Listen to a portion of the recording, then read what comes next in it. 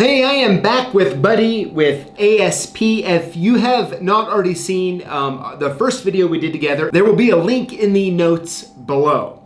But is what I wanted to do. I wanted to take a few minutes and talk about something that I really feel deserves its own video on the topic here that we can kind of deep dive really quick. And that is, so many people get into the automotive locksmithing industry, and when it comes to automotive locks and tumblers and all of that stuff with it, or I should say wafers, it's confusing, right? There's a lot of information out there. It's kind of hard to understand it. And so I wanted to take a few minutes and kind of get your perspective on if someone is, maybe they're a locksmith, but they want to start doing automotive work, or they're just getting into the industry in general, and they're curious on like how do they know what lock to get, and you're the guy with the knowledge. Well, that is the best way to explain that is there's no way that you're going to know and remember everything you need to know. There's no way I can remember everything I need to know. That's why it's all on our website.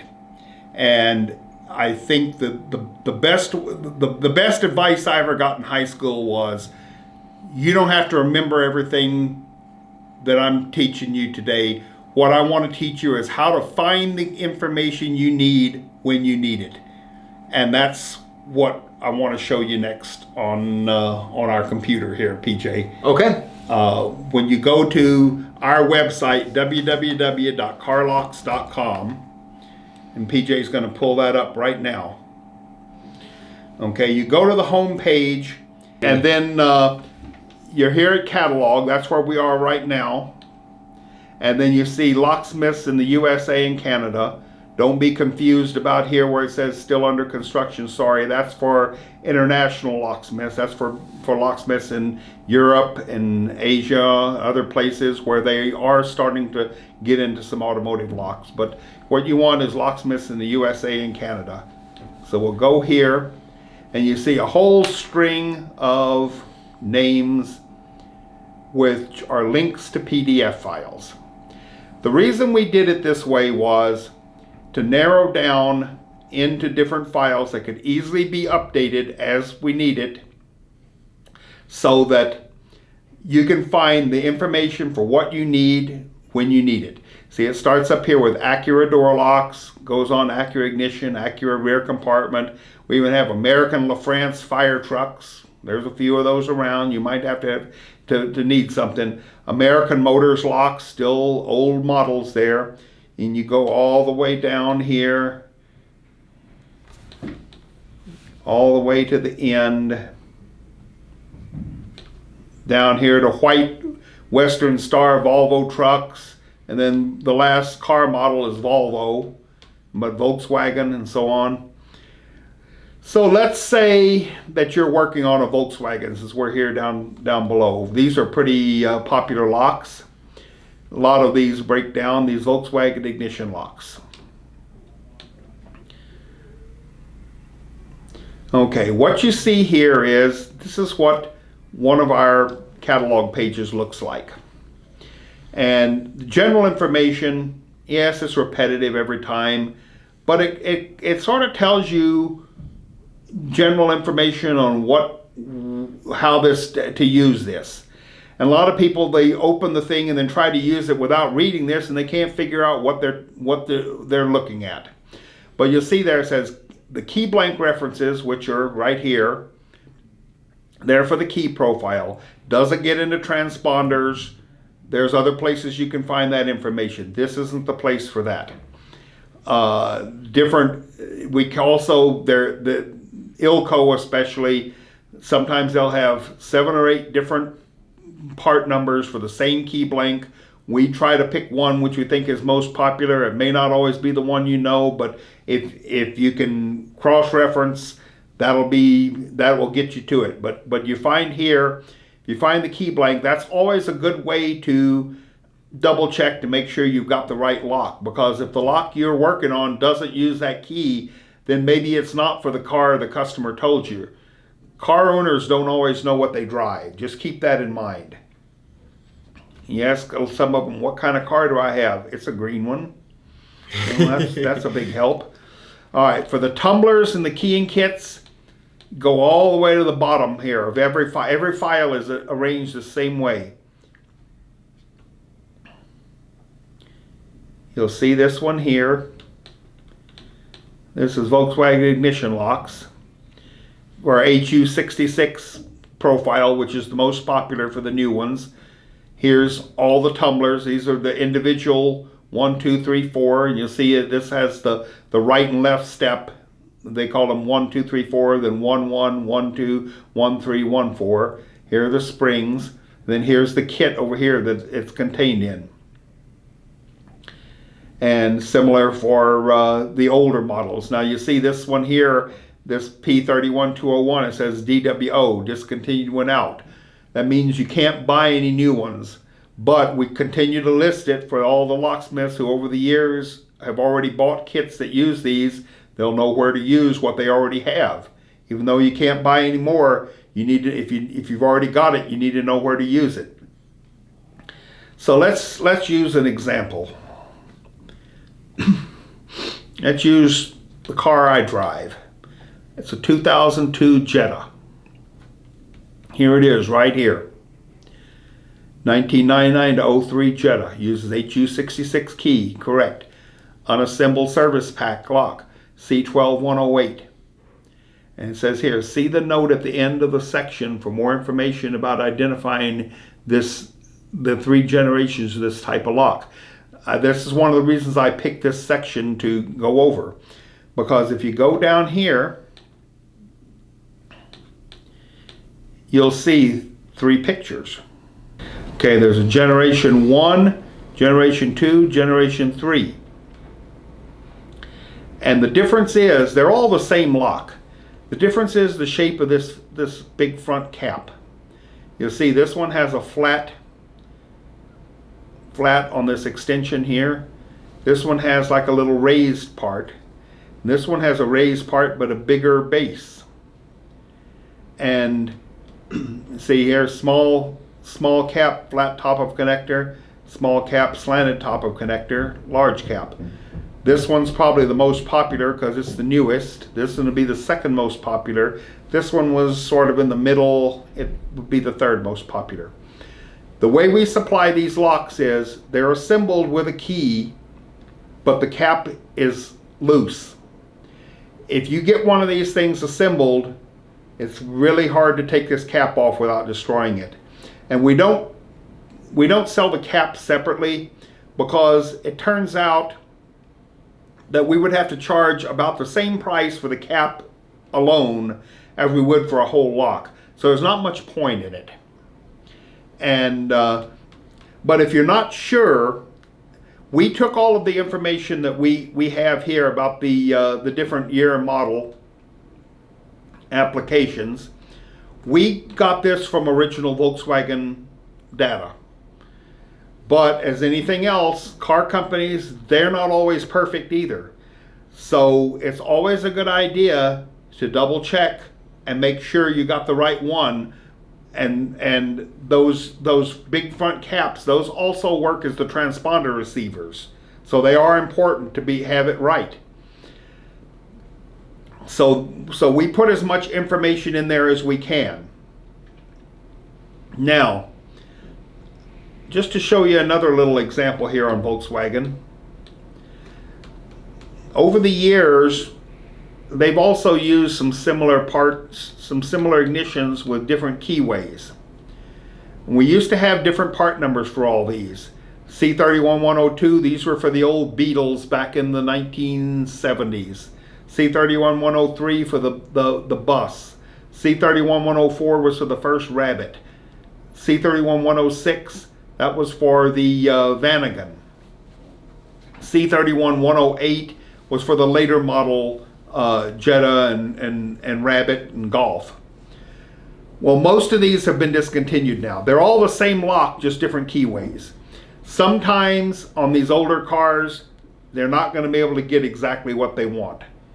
You can't get any of these anymore. They're just not produced. except for this one here, the C31108. It's still produced and we still have big stocks of it. All of our stocks on these others are gone.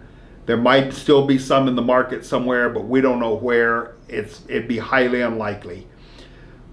So in some of these cases, you can get the guy back on the road, but he's going to have to use a different key for the ignition. None of these are going to use transponders. You'll never have a problem with that. But if you read this whole section here, it'll explain the whole problem that we've had, or that exists with these different locks, with the same design lock but with different keyways. So some people are going to end up with 2 keys for the car, whether they like it or not, or the only other option might be to go to the junkyard. So let's go to another one here. Okay, here we have more general information. Got a little warning on this one. There's a caution warning. For these models of Honda, the shear head bolts that hold the whole ignition to the steering column on these cars here, they now have a reverse thread. So instead of traditional where you back it out by going counterclockwise, this one you have to back out by going clockwise. And when you install it, you go clockwise. I guess they thought that might be something that would fool a car thief. But if you try to force the wrong bolt in there, guess what? You're going to end up stripping threads, and you're going to be at the dealers paying a few $100s for a new lock for the customer. So that's why this little warning is in there. So pay attention to that kind of thing. But there again, we have all the different models listed and which cylinder to use. Now on this one we give you a little more information. Well, let's back up just a minute here. 94 to 97 Honda Accord. You have two different end pieces, designs for the cylinders. You have this one and you have this one. They're not interchangeable. If you try to put, this is the only cylinder that's available. If you try to put this cylinder in one that used this lock, it's not going to fit. So if you get one like this, the only solution is you have to get a whole housing that looks like this. You have to reuse the electrics, but you will be able to install this on the car. If the cylinder looks like this at the end, then you can use one of these and replace it in his original housing. This is less money, this is more money, but this won't work if it looks like this. So that's just a little extra information we give you. With Hondas, we have another thing too, ignition lock housing cross references. Let's say somebody just brings you a lock, but they don't tell you what kind of car it is. They don't tell you if it's an Accord or a Civic or a CRV. They just bring you this lock. Maybe it's a shop or something that well, I just have this lock, I need it fixed. You can look on the casting. You can see these casting numbers. And then here's the key blanks that it uses. And it'll tell you which cylinder to use just from the casting number, even if you don't know the year and model of the car. The casting, the lock is what really matters. It's not really the year and model of the car, it's what lock is it. And then again, as with the others, you scroll down to the end of the section, and that's where you find your information about tumblers, springs, and keying kits. So that's a kind of an overview on how to use our catalog and find the information you need when you need it. Well, buddy, I can tell, I mean, the amount of knowledge and information that is in those PDFs is massive.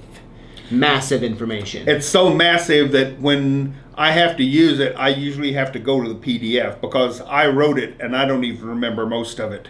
Really? That's right. That's amazing. So it's not something that anybody's going to remember. But as long as you know how to use it, you'll find what you need. And if we don't have it, we tell you we don't have it. And if it's something that only StratTech has, we tell you that, so that you can go to their information, which works a little bit differently, but they do have information available. Then you can go to their information and find what you need from them, because we want you to be successful with everything. If you're successful with the whole program, with everything you can do, you'll buy enough of our product and you'll buy enough of StratTech's product to keep both of us happy. It's not like one against another, it's one with the other, and we want to be with you and for you.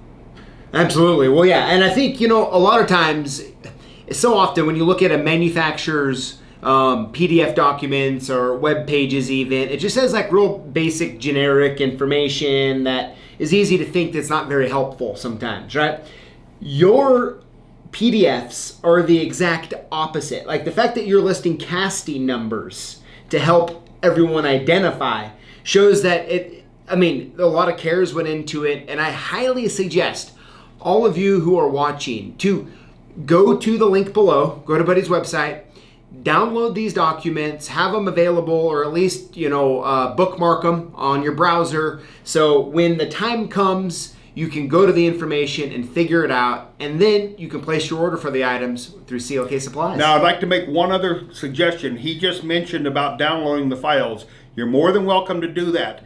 Just remember one thing. We do update those files whenever we need to. Whenever we add new products, if we find a mistake in one of the files, which we've already found some mistakes and corrected them. So what you can do is we're establishing an email notification database.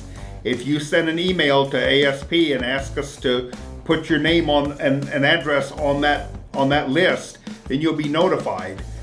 So if you're not getting if you get the information off of our website, then you're always getting the most up to date. But if you've downloaded it, always be sure you have the most up to date. And I should have pointed this out when we had the file menu open, but the date that the last update was made, that the last file was loaded, is there. So you don't want to download a file and then have it go stale, have it be updated, and you don't re-download it. Because with that amount of information, it's just going to happen. So we correct it when we find a mistake or when we add something new. So that's just a little final word of warning on that. Yeah, buddy, that's a great advice. So don't, unless you really insist, don't download the files. Just bookmark the link. That way, when you need to get to the information, you can, and make sure you have the most up-to-date information. Correct. Good stuff, buddy. Well, hey, thank you for taking the time to show everybody how that works, and thank you for the care and information that you put in those, that you just put out there for the world. So, well, it's our pleasure. Thank you for having me here, PJ. Yeah. It's been a pleasure. You got it, everybody. Well, hey, thank you for watching, and we'll see you next time.